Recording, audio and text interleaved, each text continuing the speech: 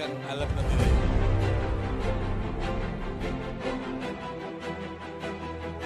We will talk about ASEAN, Association of Southeast Asian Nations. Is it still relevant today in a market-driven economy where competition is so stiff that almost everybody wants to be on top of each other? So we'd like to take you back to the 1960s when ASEAN was formed. And let's try to look into the demands of the region today. Now, ASEAN has expanded from 5 to 10 members, and now we have dialogue partners. We have China, Japan, and South Korea. We also have dialogue with Australia, New Zealand, the United States, and some other countries. Anong impact nito sa negosyo? Anong impact nito sa paggawa? At iba pa. Simulan natin. We have with us former Ambassador Rosario G. Manalo. Siya po ang nakasaksi dun sa paglagda ng Bangkok Declaration in 1967. And we're joined by former Ambassador Donald D. with the PCCI and the Employers Confederation of the Philippines. We'll talk about ASEAN. Madam Ambassador, ano po ang recollection ninyo ng ASEAN? Bakit ito nabuo? Why was it created in the first place? Thank you very much for inviting me in the first place, and we'll try to do our best to recollect why we really had. We'll have to change it. Thank you very much, Melo, for inviting me, and we'll try to recollect the antecedents of ASEAN. Actually, the idea of a regional arrangement started with the Philippines way back at the time of then Vice President and concurrent Secretary of Foreign Affairs, Elpidio Quirino. Oh, really? Pakilapit lang po ng microphone. His proposal was to set up a Pacific Union. But at the time, the looming possibility that Indochina could fall in the hands of the communist sector. The United States was more intent on having an alliance in Southeast Asia rather than getting to have the whole Asia-Pacific carry out cooperation in economic, social, and cultural affairs.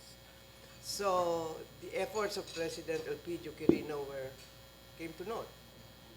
Despite also even he called the meeting here in the Philippines, in Baguio, it all went hayward. Anyway, eventually, we were able to set up ASA, made up of 3 member states, then Mafilindo, then back to ASA.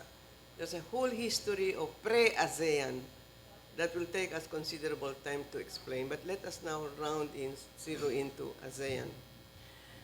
ASEAN was set up on the 8th of August 1967 with the intention of getting, first and foremost, all the 5 member states who started it to get well acquainted with one another. You must remember that the decolonization period was beginning to wane. Mm-hmm. Most of the states in Asia had begun to be states, you know. But in Southeast Asia, we still did not know each other as Southeast Asian people. So the first thing was getting to know each other, an acquaintance. The second was, they said, with so many people and wealth, economic-wise, natural resources, we could do something better than just isolate ourselves from each other, but cooperate and coordinate and carry out our efforts to bring about economic growth in the region. And third, of course, to see to it that we should have no longer quarrels or disputes, nor wars, but peace, security, and stability.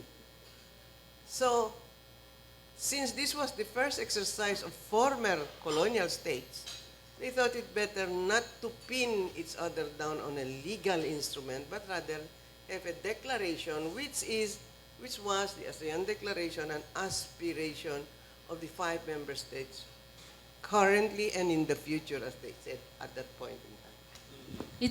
It's good to know no na ito pala yung nangyayari beforehand kasi syempre millennials po ako. So, millennial po ako, so hindi ko siya naabutan.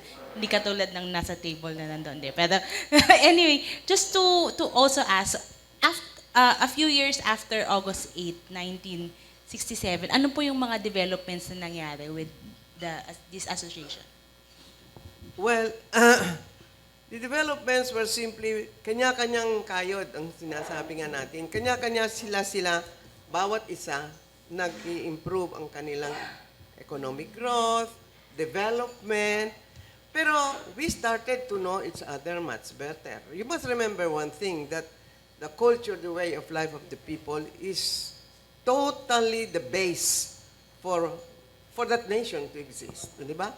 Eh doon nga, isa lang ang Christian state, Pilipinas. Ilan ang Buddhist states? Ilan ang Muslim states? Those 5, okay? They have different ways of life. But that should, as ASEAN had said, that should not be an obstacle. It should be, in fact, a way of understanding each other and tolerating and cooperating on the basis of what we are. Huwag natin papalitan yun, di ba? That's why we eventually came to be known as the Association with Unity in Diversity. Mhm. Okay. Pero how did ASEAN fit the role of being a regional group when it was also during the time that the Vietnam War was raging? Well, that was, the Vietnam War was the quarrel between the United States, Johnson and former President Kennedy, and Johnson got himself enmeshed in the Vietnam War. And of course, the efforts of the former Indochinese states to get themselves out of the yoke of the French, di ba? Gera yon sa kanila, pero ang malakas na kumukuha sa kanila was the communist movement. And we thought that if we confront this slow incursion of the communist movement in Southeast Asia, it was necessary that we prepare ourselves, the 5 of us, to see how we can counter that incursion. And it went by economic growth and cooperation. So much so that when finally Vietnam fell, the Americans left, you should see the beauty of ASEAN. We in ASEAN said to the Indo-Chinese states, we extend to you the hand of friendship. Hindi na lang dinagdagan, gusto nyo ba o ayaw nyo? That was quite a mark in the whole world, that the Philippines, Indonesia, Malaysia, Thailand, and Singapore, the 5 of us, were extending the hand of friendship on what could have become and became a communist bloc. 5 silang communist states. But we extended to them the hand of friendship. In Southeast Asia, we are brothers and sisters. And it was taken well. Until that point when, nagpasalamat pa sila sa atin, when Vietnam invaded Cambodia. And who do you think worked out to settle that issue? It proved the significance of the 5. ASEAN. ASEAN led the efforts on the part of Southeast Asia to settle the quarrel between Vietnam, Laos on one side versus Cambodia. And of course, France as the interlocutor on the other side, having been at one time the chief owner, siyang may-ari ng Indochina noon. Mhm. And that's how ASEAN settled the Vietnamese-Cambodian War. So it proved that the 5 of us at that point in time were very effective in helping the region establish peace and security. Okay, very well. All right, from the business side, ano po ang pananaw ninyo, Ambassador Donald D., tungkol sa ASEAN at Pilipinas? Ano po ang inyong masasabi? You know, we all started as Closer to the mic, we please. were talking about ASEAN as an industrial complementation, that our economy would complement each other. Unfortunately, up to this time, well, we still are competing economies. I mean, that's the reality. Well, we meet all the time, but we know we even had this industry club But these industry clubs actually are not active anymore. This now grew into the Business Advisory Council or the ABAC. But again, it is just purely advisory. I think the problem with ASEAN at the moment is that we have not yet grown and identified the regional concerns.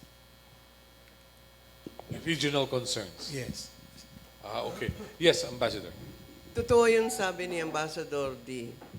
But the fact is this, hindi ho ba sa capitalism, competition is the essence in the economic level? Competition is natural in the capitalistic world. And on the basis of competition, we are all 5, now 10 capitalist states, and we will compete. And that's why eventually, now that we have the ASEAN Charter, we have provided for a free trade area. Now, which is being developed and implemented by the ASEAN Economic Community branch, right? But to me, competition is the essence of capitalism, and it should remain like that. And we are going to operate through a free trade area. Free trade area is very welcomed everywhere in the world. In fact, the free trade area all over the world is the one that's trying to save WTO. Okay? Anyway, ASEAN has served, if you will ask me now, how relevant it is, it has always been relevant and significant. It has established peace and security in Southeast Asia, and it has reverberated all over the world, okay? That it has provided for economic growth. Look at the economic growth of Southeast Asia, okay? The slogan, unity in diversity, shows how connected the people are, even before connectivity took place with all of these new technologies that we have about us. In other words, it's a bloc, sub-regional in character, on which the rest of the world can very well be proud of and say, look, the 10 of them have really been very instrumental in spreading peace, security, growth, and social cohesion. Now, if the fact that we cannot have some commonalities everywhere is in the reality of things. That's why we are diverse. But we try to find commonalities where we can, and where we cannot, everyone is free to do as he pleases. That's why we never selected supranationalism. You will see in the Charter of ASEAN that the interrelationship of the 10 member states is intergovernmental, like the United Nations. So we have not surrendered sovereignty to any one of us, unlike in the European Union, which is totally different. Some people say, I don't know your opinion about this, some people say ASEAN will go nowhere because European Union has gone astray. Look at Brexit. Look at its impact on the European Union. Coming from the business side, how do you look at it, Ambassador? I think we have learned our lesson looking at EU. I think we should never try to integrate to that extent. What we have so far, I think we should grow with the present process. And it's very clear that we're moving towards that. We're working together. Yes, we are competing, but we also respect each other. So if you look at what's happening, for the Philippines, what have we gained? You know that because we were together in ASEAN, the pressure for us to do a catch-up is what is pushing us now. That's why I always say the next 3 years, this country will grow. Okay, very well. From your side, Madam. Alam nyo, we have always told you, we always receive criticisms, but those are with whoever they are who cannot get what they want. The fact is that we are a region with our own identity. The diversity that we have amongst the 10 of us, which means a cultural way of life different from each other, yet we can very well get along. And the fact that we have different governance structures, And the fact that we still were able to find a common ground for economic cooperation. We have always told the European Union, you are an inspiration to us, but we will never have you as our model. I've always said that. Why? Because the European Union's history, the member states, have a totally different history from ours. Their objective is totally different from ours. The Europeans have adopted what we call supranationalism. They have agreed that for them to have a particular kind of peace that they want, they have to surrender a certain degree of their sovereignty in certain institutions of the 27 member states to create one more baby Europe, and that's the European Commission. So much so that today, if you look at the European Union, let us say you ask France, what's your trade policy? You ask Spain, what's your trade policy? You ask France, what's your trade policy? We don't have. We only have the European Union trade policy. See? Or fisheries policy. What is your fisheries policy, etc., etc.? We don't have it.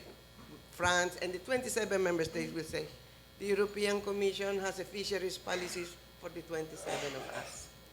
So a surrender of a certain degree of sovereignty in this way, in this manner, in this case, it's economic sovereignty surrendered to the European Commission.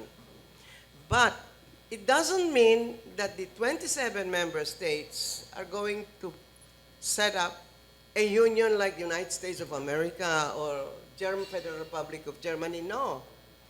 When Charles de Gaulle was queried by his expert on integration, and the first foreign minister of France posed the question to Charles de Gaulle, qu'est-ce que on va voir comme une union? What are we going to do as a union?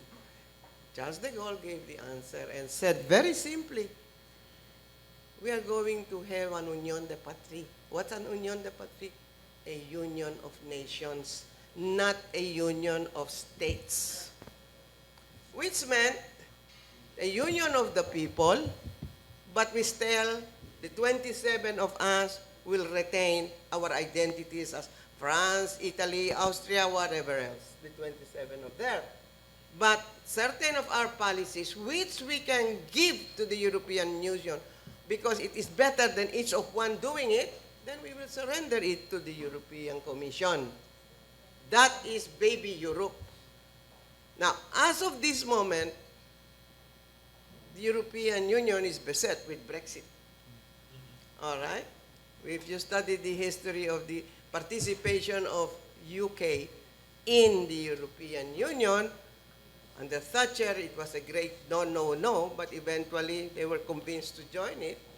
I think the participation of UK in the European Union has been of great benefit to them, and I think the referendum was wrong.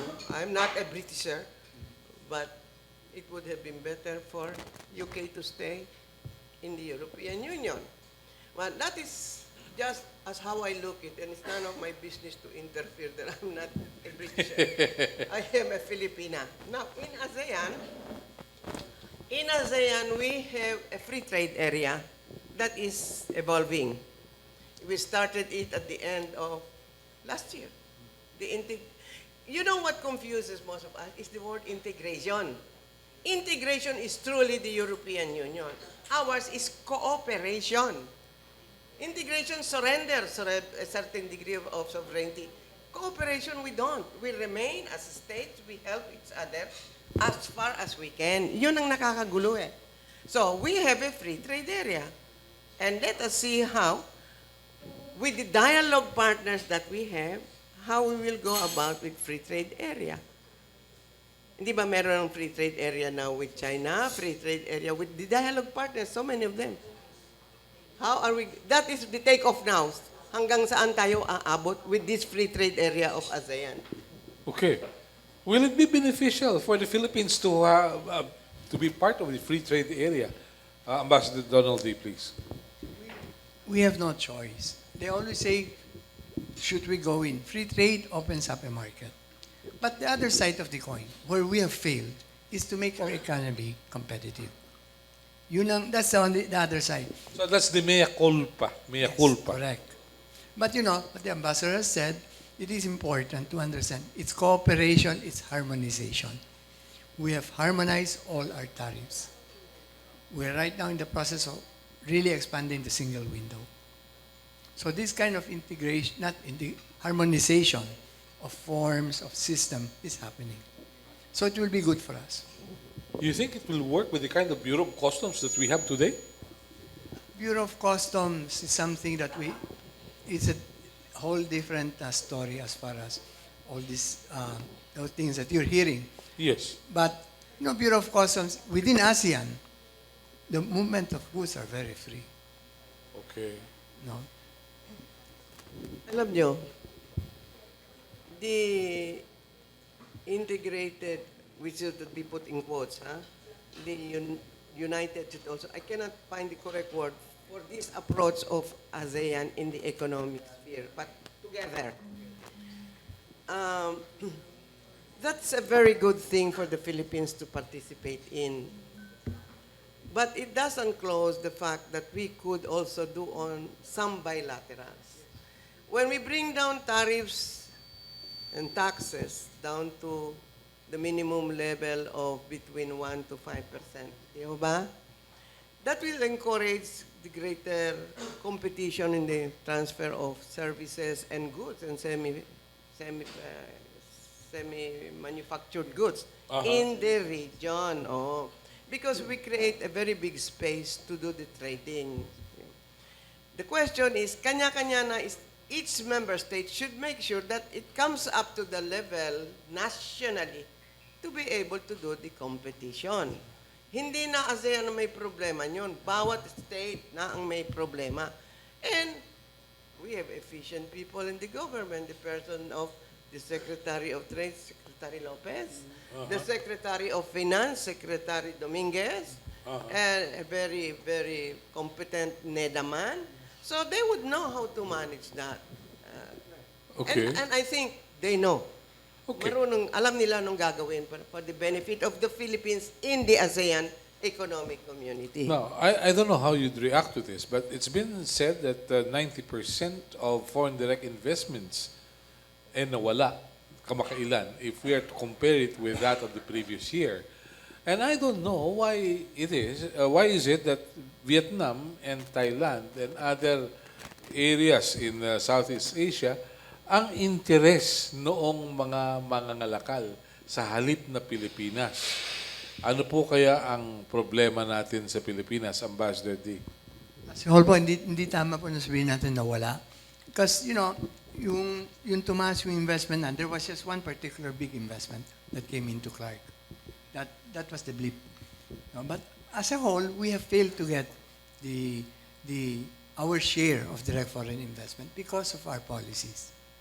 Kaya nga sabi ni Ambassador, it is really our responsibility. We should put our act together. We should put our act together. That's why last week I said I was so frustrated because we always talk about peace and order, blah, blah, blah. We have not focused or we forget to focus. That is the economy. Okay. And this is the best time for us to do it. We have a president that's a doer. So he's saying, push it. You have a team of economic managers that are very qualified. So yun ang dapat natin ipakita sa outside world. Not all of this thing about, drugs and all that. But why is it that there is this tendency that we get to shoot our feet instead of somebody else? Bakit kaya ganun? Yung nga tinatanong ko po, maybe the ambassador she can be... Yeah, you're talking of good business climate, and yet somebody in Davao is saying there is destabilization, which the government has not confirmed, Madam. Mahirap pong sagutin yan dahil I don't pay attention to national news, I pay attention to international news. That's a good one. That's a good one. But international news. Would you tell us ano yung posibleng reaction ng pagpapauwi ni President Duterte sa European Union ambassadors? Na-clarify ho naman ng Malacanang na hindi naman the European Union ambassadors ang pinauuwi niya. Ang pinauuwi niya yung isang delegasyon ng mga alliances na hindi ko alam. Nakauwi na po yata. NGOs, oo. Nakauwi na. It is, maybe somebody should just remind the President na iba ho yung European Union at iba ho yung mga taong dumating dito. And it has been well clarified by Malacanang. Actually, maski the European Union representation here has clarified that and said, hindi sa amin ang galit ni Presidente. Ang galit niya ay sa grupong yun. Hindi kami involved with that group. Aha. Pero wouldn't that create another controversy in the country's image? Nasa nagbabasa na ho ng periodiko noon. Okay. Those people who read and want to create an image that is not proper for the Philippines, yun ang mga nanggugulo. But the government has officially stated that that was not the point. Okay. And I think it has been to the satisfaction of the European Union representation here. And they are happy with the explanation. Okay. Don't you think it's about time for the Philippines to come up with long-range development plans? Because all we hear from NEDA as of today yung medium-term development plan, which will end by 2022. Why can't we be like Singapore na mayroong programa until 2030? Because we are the Philippines and we are not Singapore. That's the answer. We are totally different in our, what we say, objectives. We are totally different from the way we do things. We are totally different in their economic, in the economic experience that we have. We are a democratic representative state, not an authoritarian one. So with this, we are different from there and from the rest of the other ASEAN member states. So we have something that is good for the Filipino people and for the region, which may not be, from the point of view of the other member states, the correct one. After all, we are the democracy, they are the authoritarian. But still, we can help and cooperate with each other. Yeah. Ambassador. That's very well said. I mean, what more can I add? Pero yung long-term plans, don't you think we should at least have a vision? Of course, you have Ambition 2040, which may turn out to be Bangungo 2040. We have a vision. But anyway. Alam nyo, sa amin sa foreign policy, we have a classification of foreign policy as follows. Immediate action and activity of programs, immediate implementation, midterm, 3 years of the presidency, long term is 6. After that, we have a new foreign policy on the basis of whatever the new presidency or leadership would wish to have. So ang ating foreign policy, immediate action, medium range, and long range goes in accordance with the foreign policy of the one who comes in and becomes the incumbent president for 6 years. Doon ho kami sumusunod sa foreign policy. Sa economic, hindi po masasagot yun. Wala ho ako sa NEDA. Okay. All right. It's the same, no? It's the same. All right. Sky, alam ko kanina pa marami itatanong. Sige. When it comes to cooperation, po sa sinasabi natin, kasi kung titingnan natin, Singapore, Malaysia, talagang umunlad. So when it comes to the Philippines, paano po yung cooperation na sinasabi natin? How, I know we have differences in culture, pero how do we help each other? Pag ganun, ito po yung sitwasyon natin. Hindi ko po alam ang sagot dahil that goes to economics. Hindi ho ako marunong economics. But I can give you something where they help each other. And this is very, very happy thing. Most of the ASEAN states are authoritarian states, right? But yet you find the ASEAN Charter peppered with human rights and fundamental freedoms. Nakita niyo doon. And we have now around 4 to 5 human rights mechanisms in ASEAN. Now, sasabihin ninyo, paano ho po pwede yan na may authoritarian at tapos may democratic And that's the beauty of the thing, you see? Despite differences, we find commonalities.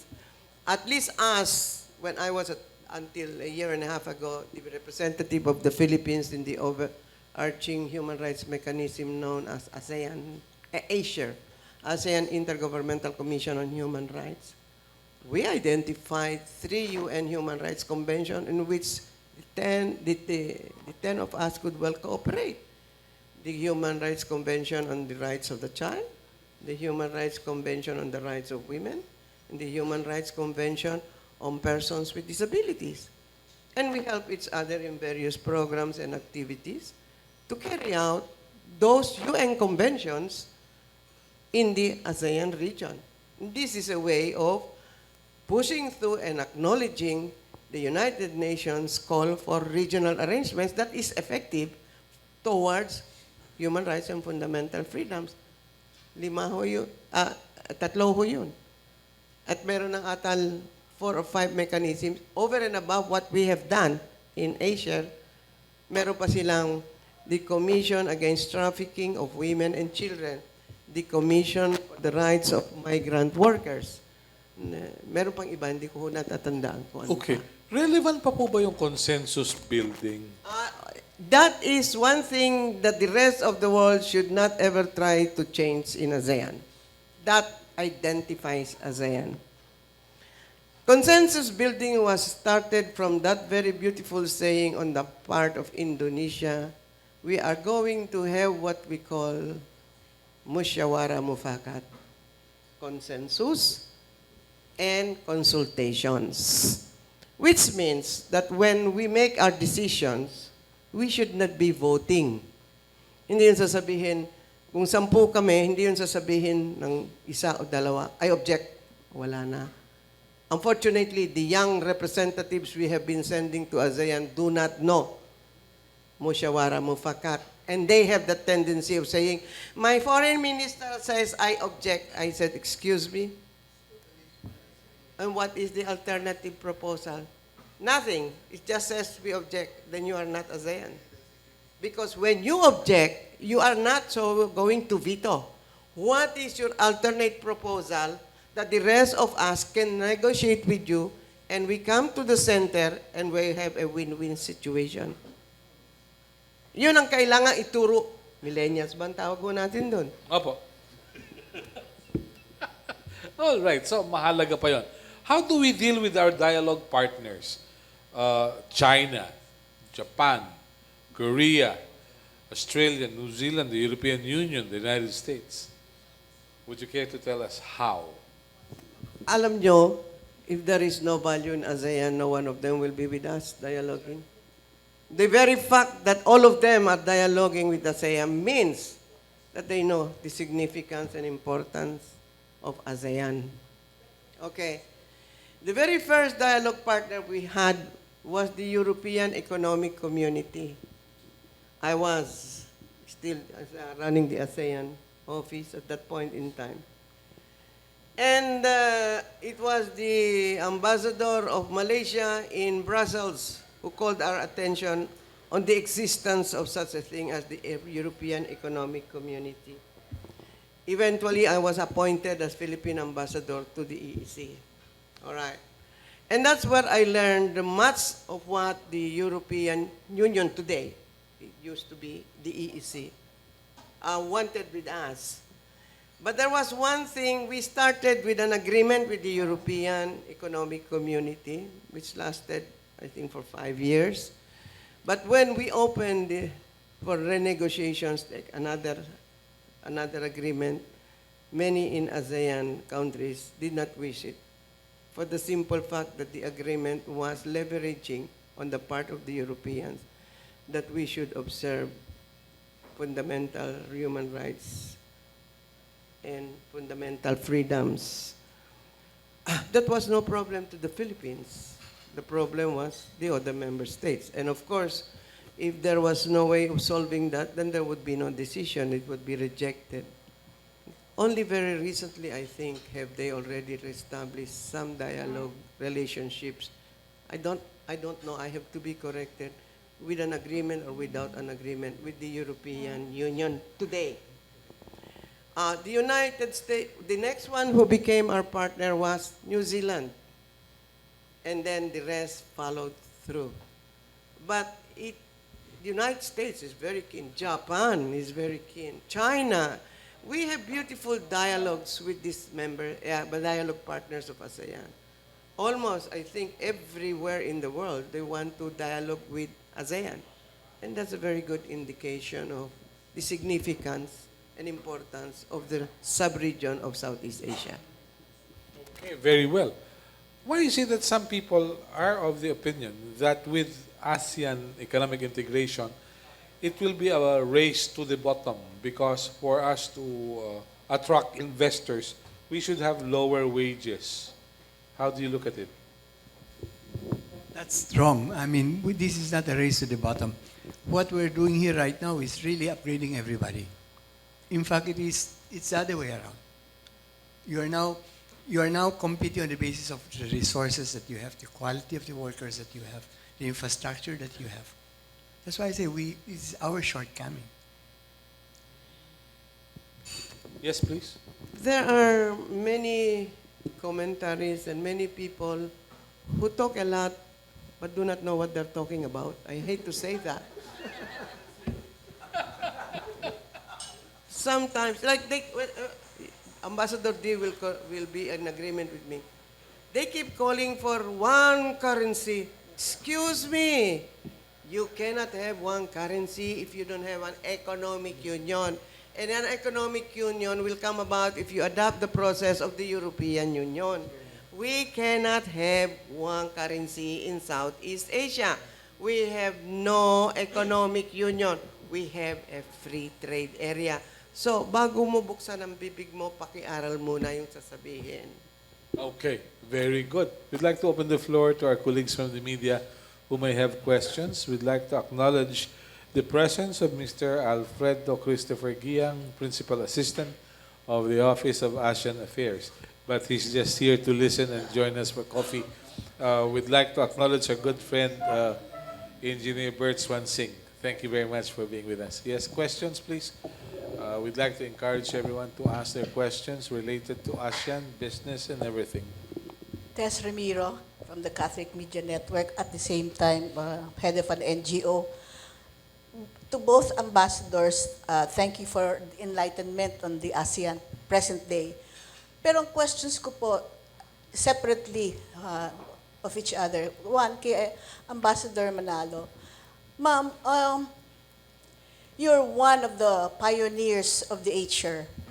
And right now, with the civil society forming as a group in the whole of ASEAN, do you think we CSOs in the Philippines have already achieved more or less a toehold, if not a foothold, on the entire ASEAN, as far as civil society groups are concerned? What's your take on that? I am glad that you raised this question, my dear friend. Ang katotohanan niyan, I have always said, up to this moment, that one of the weaknesses of ASEAN is the fact that other than in Asia, the ASEAN Intergovernmental Commission on Human Rights, in which we have accredited already, I think, 32 NGOs, Yeah. civil society. Yes, ma'am. The rest of ASEAN doesn't dialogue with civil society. Exactly. That is a shortcoming, that is a problem. You ask senior officials of the three communities, of the various sectors in the three communities, do you have a civil society organization recognized by you with whom you can have a dialogue so that the input of civil society could be there? There's none. None. Senior officials, foreign ministers, ministers of trade, ministers of finance, ministers of social affairs, etc., even up to the level of the heads of states and prime ministers, wala. That's precisely my fear, ma'am, because this coming November, supposedly the NGOs and CSOs of the Philippines will be having a dialogue at the ASEAN level. So, anong mapapala natin doon, ma'am? Alam nyo, sa ating sa Pilipinas, okay yan. Ang ibang bayan, ayaw. Sa kailangang makumbinsi yung ibang bayan. Kung NGOs nang i-exist sa kanila, bigyan nila ng pagkakataong makapagsalita. Which means we will just carry on by pushing a little bit more the CSOs of the other Ang countries? sinasabi ko sa NGOs na kilala ko, pumasok kayo doon. Hindi na kami makakagawa noon. Limited kami sa human rights. Yeah, okay. Pero kayo, sa civil society ng bawat bayan, umakyat kayo Okay. as a group. So right now, as a group na mag-meeting sa kanila in November, this is good as far as you're concerned. ASEAN. Yes. ASEAN Intergovernmental Commission on Yes. Human Rights. Yes. I also think the ASEAN Commission on Women and Children, meron rin silang dialogue. PWDs. Ano na makakatawa nito? Yung pang human rights, doon ang nakapasok ang NGOs at we welcome them. Yes. Pero all other, Wala. na hindi as sensitive of human rights, wala ang civil society. Hindi ba weakness yun? That's a weakness. Yeah. Oh. Thank you, ma'am. Now, to Ambassador Donald, one concern po is the free trade. Okay. You were saying that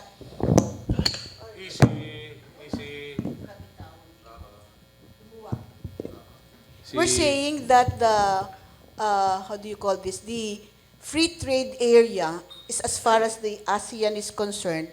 Pero our governments, most governments in ASEAN are authoritarian. So what's your take on bridging the gap between the capitalist framework and the authoritarian governance? Paano pwedeng posibleng mag-meet yun eye to eye, sir, in your opinion? When you say totalitarian, but they're in nature, but actually in their thinking, in their approach, in the economic approach, they're really capitalists. No, really. Really? Di ba? So where does that leave us as the Philippines? Kasi supposedly we're a quote-unquote democratic. I mean, you still agree that we're still a democratic country? Yes, yes, of course. Yeah, because supposedly gearing towards so-called, at least some people think, we're gearing towards possible authoritarian form of governance. Kuno. That's why I would like to ask, what's your take on it?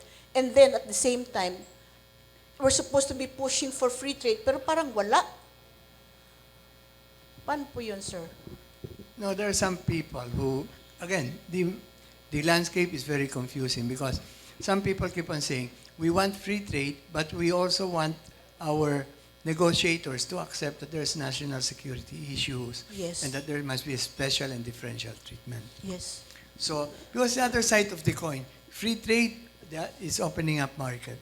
But when you open it up, you have to be ready Yes. for the competition. And we're pushing that, governments start working on making this economy.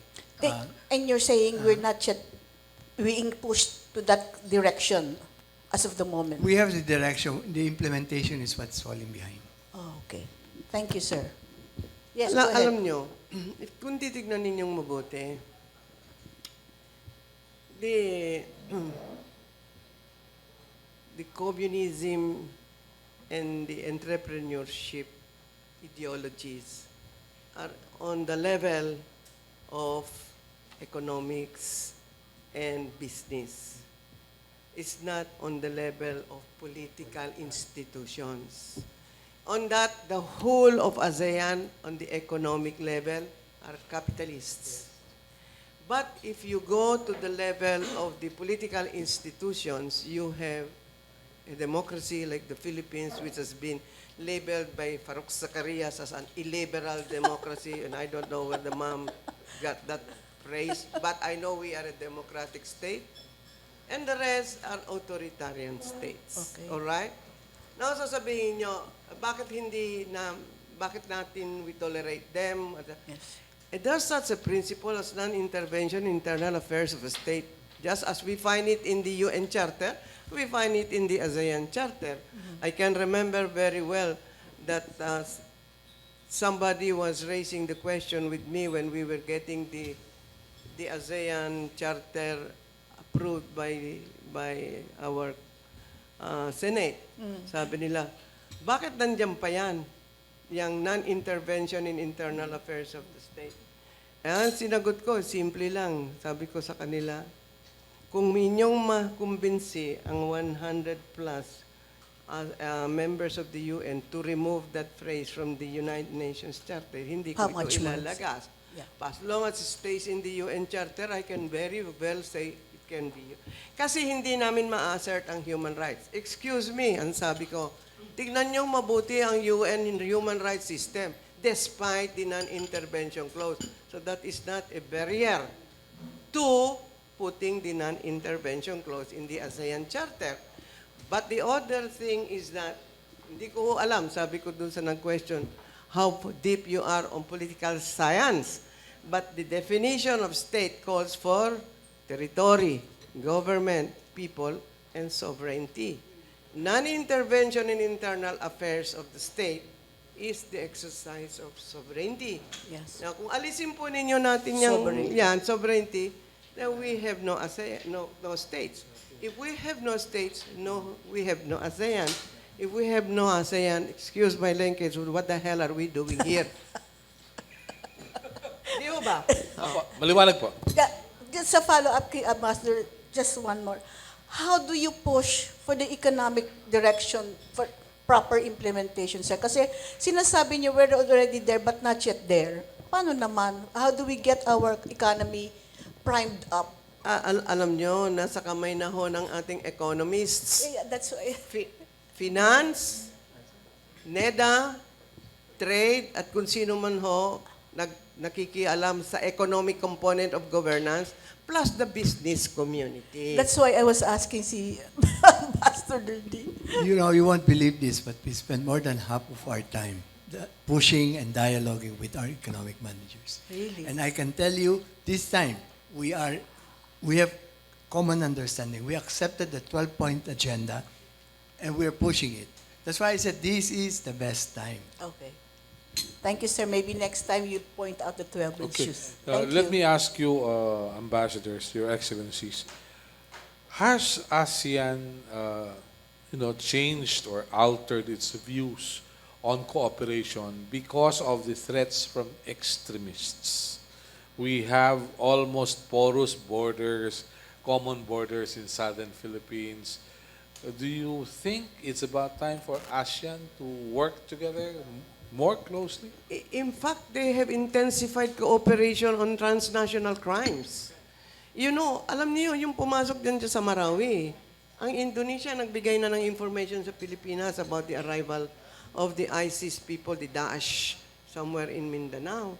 And they are helping in fighting the Philippines in fighting the ISIS crisis in Marawi and elsewhere in the region. Intensified cooperation na ho yan on security issues. But wouldn't this be a violation of the provision of our Constitution where no foreign nationals should be involved in actual operations? Pag inimbita ho ng gobyerno, that is set aside. Okay. In other words, the Philippine government has invited its partners in ASEAN, magka-partner naman tayo. Pagtulungan natin. Pagtulungan natin. Hindi na ho intervention yan because it is an invitation and you welcome the intervention, in quotes na yung intervention, the cooperation. Okay, very well. More questions from our colleagues from the media? Aya? Aya, tanong mo. Pat, sige. You have any other concerns, my colleagues? Sol Vancy of Manila Bulletin. All right? Tracy? Okay. Ano pong nakikita ninyong kinabukasan ng ASEAN? Let's say, 10 years from now. What do you see in ASEAN 10 years from now? I don't want to portray myself as a... Nostradamus.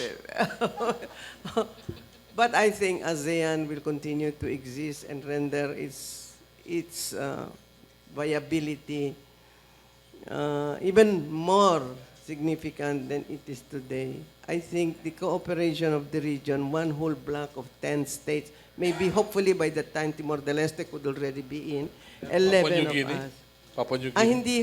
hindi ho Southeast Asia, Papua New Guinea eh. Hindi nakasama. Hindi ho, it's Timor-Leste. Timor-Leste. Papua New Guinea has never been classified as Southeast Asia. Timor-Leste na lang ang inihintay tanggapin para labing isa kami.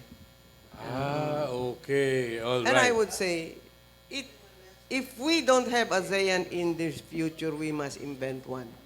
That's how significant it is. Would you care to add? You're going to see a very integrated ASEAN. I mean, working together. we begin to see a lot of MROs, mutual recognition agreements going on. We begin to see a lot of small businesses going into ASEAN, especially in our fashion, in our furnitures, in our electronics. So all of this. And in fact, our thinking is becoming more complementary with each other. You know, it used to be when we had ASEAN meetings, it would be the Philippines together with most probably Thailand and Indonesia would be very, in our thinking, would be very similar, at least from the economic point of view. But when we meet with the Singaporeans, it's a bit different. But now, they're opening up as well. So you'll see an integrated ASEAN. Yes, ma'am. May I add something else? Alam nyo, before I left, I finished my term in Asia, the ASEAN Intergovernmental Commission on Human Rights. I was asked by my colleagues, Madam Manalo, what can Asia contribute towards the inauguration of the ASEAN Economic Community? Sabi ko sa kanila, bigyan niyo ako ng little time and I'm going to try to find out what is the contribution of women. Particularly dahil feminist ako, I took care of the women's rights. I went to AIM and requested then the Dean of the Stephen School of Development Management, who was Mike Luz. Sabi ko, Dean, can you help me with a research to find out what is the contribution of women in the economic growth of the ASEAN space? Alam nyo na lumabas sa 95% or 90% of the economic growth in the ASEAN space is attributed to entrepreneurship. And in that 90%, 95% of entrepreneurship, entrepreneurs activities are carried out by the women in ASEAN. That ganun kilaki ang contribution ng babae sa ASEAN economic growth. Really? Okay, very well. Yes, please. Ma'am, Pat Santos, Tribune po. Morning, ma'am. You look like Nines Cacholo Bares. Kanina nagulat ako eh. Ma'am, kasi ganito ang tanong ko lang, ma'am. Hindi natin take up yung tension coming from North Korea. Paano titindig ang ASEAN once mangyari nga yung hindi inaasahan? Mag-clash talaga yung dalawang paano titindig ang ASEAN? Napag-usapan niyo pa within how will it work? So, paano? I cannot answer that because that is a decision of the political security community. Only from my own point of view, hindi ho official sa Philippines nor ASEAN. Palagay ko po, from what I remember, and I stand corrected if I'm wrong, the 10 ASEAN member states have relations with North Korea. We have recognized North Korea as a state we relate to. I don't think we should get involved in this strong interchange between Kim and Trump. Maybe they deserve each other. We don't know. But ASEAN does not deserve the consequences of a negative solution because we are peace-loving people, love security, love everybody in the region and the rest of the world. So, hindi ko po masasabi how it will end. Ang dasal ko ay it should end peacefully. Because the consequences would be just lahat ho tayo mawawala sa mundong ito. And I don't want that. Yun lang ho masasagot ko. Opo. Meron po akong nakitang article noong May 16, 2017. Binanggit po ni Pangulong Duterte na gustong pumasok sa Asia ng Turkey at Mongolia. Was the President misquoted? Because we're talking here Association of Southeast Asian Nations. And I couldn't find any map that says Turkey and Mongolia are part of Asia. Hindi po. Siguro po ang gustong sabihin ni Presidente, dialogue partner. Kasi anybody out of the ASEAN geographical region cannot be a member of ASEAN. But all dialogue partners are not in ASEAN, they are dialogue partners. Siguro ho, ang gustong sabihin ni Presidente why can we not invite Turkey to be a dialogue partner of ASEAN as well as Mongolia? And I think that is also as far as these two member states, if they are interested to be relating to ASEAN, they would go for dialogue partnership, which is the way we do things with non-ASEAN member states. Maliwanag po yun. Thank you very much. More questions from our colleagues from the media? Yes, ma'am, please. Thank you. Ma'am, you said that Please identify yourself. I'm Senny Tolentino from SMNI KLC. You said that women have a very big impact on the ASEAN. And since we have that big impact, what can women do in this current situation of North Korea? What can women do? Women do not interfere in the operations of ASEAN unless they are representatives or delegates or NGOs with whom ASEAN dialogues. What's just your, if there is something that the women can do, what would be your suggestion? Me? Hindi ko na lang sila pakikialaman. Okay. She's a diplomat. She's a diplomat. Okay. More questions? Thank you. Meron pa ba? Aya and company? Okay. All right. Let's look forward. Nabanggit na kanina yung tungkol sa magiging kalagayan ng ASEAN. What about the tensions in the South China Sea or West Philippine Sea? Would you have anything to say about the joint declaration, the conduct of parties sa South China Sea? All right. One thing I want to make very clear to everybody here. I don't have to be anti-American and pro-Chinese, nor do I have to be pro-Chinese, anti-Chinese, nor pro-American. All I have to be is, first and foremost, pro-Filipino, because I'm a Filipina. What matters is the national interest of my country and my people. Number one yan. Okay. My approach is this rivalry on the South China Sea started between competition of the United States and China, China and the United States on the South China Sea's availability, whether that be for passage or whether that would be to show who calls the shots, or whether dominance, as my friend Ambassador D says, or whether the exploration of the resources. Okay? It's all of that. But wag ho tayo magpakamit ni sa isa, ni sa kabila. If ever, we should be friends to both, and in our relationship, get as much as we can in that friendship for the benefit of the Filipino nation. Now, let us zero in on China.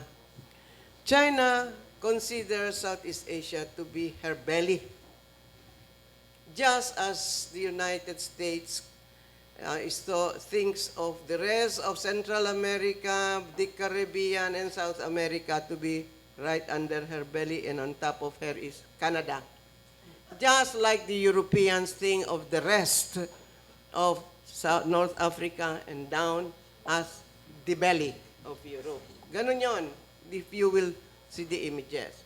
So China, in a Johnny come lately, or maybe not, maybe she's been claiming that when she was still the Middle Kingdom, she was already running around in the whole of the South China Sea, has been saying that, okay, I will dialogue with China, with ASEAN to have this code of conduct, but it took her 10 years to finally come to just do the frame, to have the code. All it has as a declaration on conduct in the South China Sea.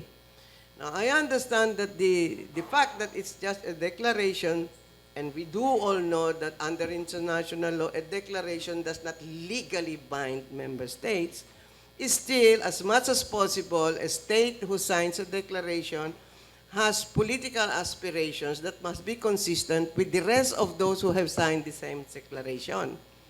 So, even if we have signed that declaration in China, still, we cannot say, oy, China, you're bound by this, you behave. Hindi ho pwede yun eh.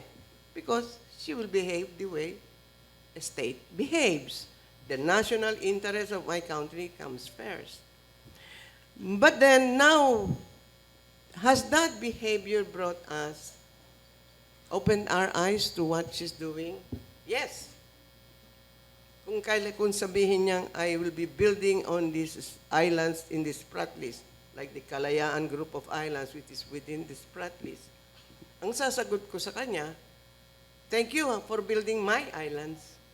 And I owe you nothing because you voluntarily develop it for me. I, the Philippines, I will not give it up just because of that. Okay? I will not also give it up just because China will say, where were you when I was the Middle Kingdom? Ang sasagot ko sa kanya, and who were you if you were the Middle Kingdom? Does not entitle you to own. In fact, it must be part of the open seas until the definitions of territorial sea and maritime waters are clearly defined between you and us. And hindi dyan sweeping statement, bakit? Ikaw lang ba nag-exist before you were the Middle Kingdom? Siguro bago ka pa.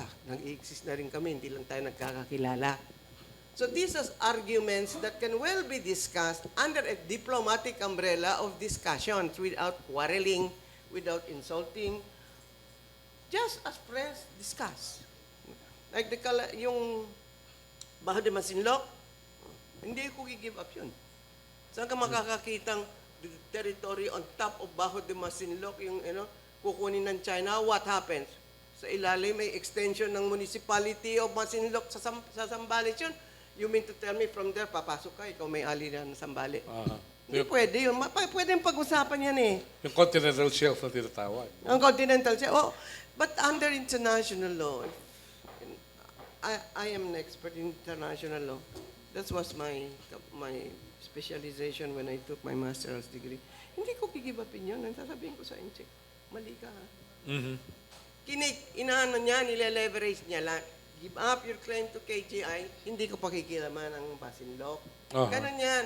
Diplomacy yan eh. Umupo nga tayo, mag-usap tayo. Ganon. Okay. Ano po ang mangyayari dahil nagkaroon daw ng arbitral ruling last year? Ano ba ito? Isa pang bagay yan na dapat natin pag-usapan. Please. Ito ulit, I hope I am not branded as a traitor to the country. But if you study very carefully international law, an arbitration was not set up correctly when we claim our right to the Kalayaan group of islands. I was breaking my brains trying to find out from international law books authorities what is an arbitration tribunal. And everywhere, an arbitration tribunal calls for three parties. The two who are claiming whatever they're claiming, and between the two, the selection of an umpire. And when arbitration is carried out, it is always voluntary. Under the UN Charter, it is always voluntary.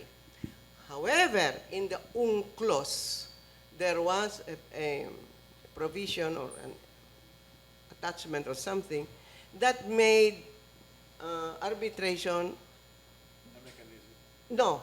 as a mechanism for solving compulsory under the UNCLOS.